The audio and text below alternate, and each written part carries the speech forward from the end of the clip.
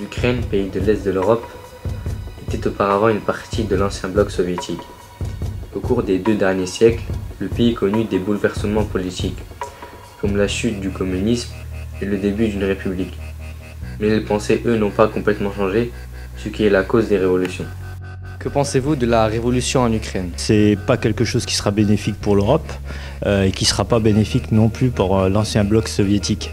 Je pense que la révolution en Ukraine était nécessaire parce que le pays avait besoin de connaître un nouvel ordre social. La révolution en Ukraine, c'est la représentation d'un pays qui va mal, d'un pays qui souffre, d'un pays oublié, et que cette révolution a été nécessaire pour que l'Ukraine puisse continuer à vivre et à se faire entendre sur la scène internationale. Je pense qu'elle était nécessaire en vue des conditions du pays. On sait qu'elle sort du bloc de l'URSS. La révolution, mais de quelle révolution parle-t-on? S'agit-il des révolutions oranges dont on nous a fait la promotion dans les médias depuis, on va dire, 1999, ou s'agit-il de la révolution pro-russe actuelle? Donc déjà, il faudrait définir ce terme. Bon, une chose est sûre, c'est que les révolutions oranges correspondent en fait à une pénétration des idées occidentales en Ukraine, tandis que la révolution pro-russe, au contraire, correspond au reflux de ces idées occidentales. Parce que cette révolution est quelque chose qui devait arriver. L'Ukraine est un pays qui se retrouve coincé entre l'Est et l'Ouest. Je me mets à la place des deux parties, c'est pas évident du tout. On ne peut pas y faire grand-chose, l'Europe semble impuissante. L'Europe apparaît à une partie de la population comme un territoire où les droits de l'homme, où les libertés individuelles et commerciales sont respectées. Donc ce sont des valeurs qui sont chères pour une partie de la population. Maintenant, il y a une autre partie qui résiste, qui fait des manifestations pro-russes. Alors, sont-ce des mouvements spontanés? Est-ce que c'est une partie de la population qui voit aussi les problèmes posés par l'Europe? Ou est-ce que ce sont des gens qui sont manipulés par la Russie? À dire, j'ai pas trop regardé les infos ni rien, donc je connais pas énorme. L'intervention de la Russie était-elle légitime? Alors selon moi, la Russie n'avait pas à intervenir parce qu'à partir du moment où un pays a ses frontières, on n'a pas à s'immiscer dans les affaires des autres. À mon avis, elle n'était pas légitime, vu qu'il y a des frontières entre l'Ukraine et la Russie. L'Ukraine non plus, après, s'ils veulent intervenir, qu'ils interviennent. Savoir si l'Ukraine est d'accord, si surtout les habitants d'Ukraine sont d'accord, c'est tout. Non, l'intervention de la Russie n'est pas légitime, puisque ce pays a ses frontières. Je pense pas qu'un autre pays doit intervenir dans un autre pays. On n'aimerait pas qu'en France, des pays interviennent chez nous en cas de problème. Il y a aussi un grand aspect qu'on oublie, c'est Kiev.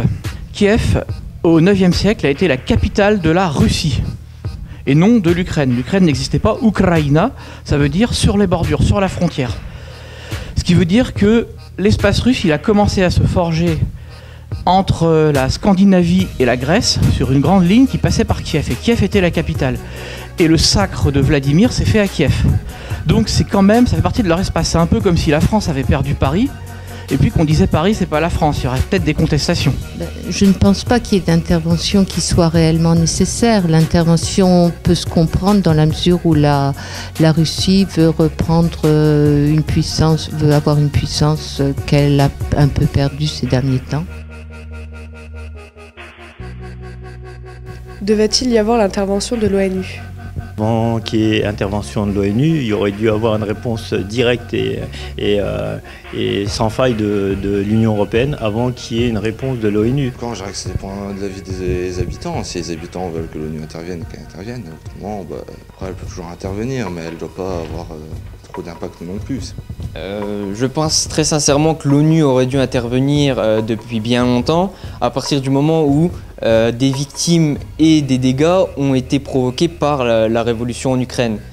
Je ne sais pas s'il devrait y avoir l'intervention de l'ONU, mais en tout cas, je ne pense pas que la question se pose, puisque la Russie a un droit de veto sur l'ONU, et je pense que ce droit de veto il sera utilisé par la Russie. L'ONU représente un certain nombre de nations avec un Conseil de sécurité de 5 nations et des intérêts avec la Chine et la Russie qui sont alliés et qui ne suivront pas forcément les pays dits de l'Ouest.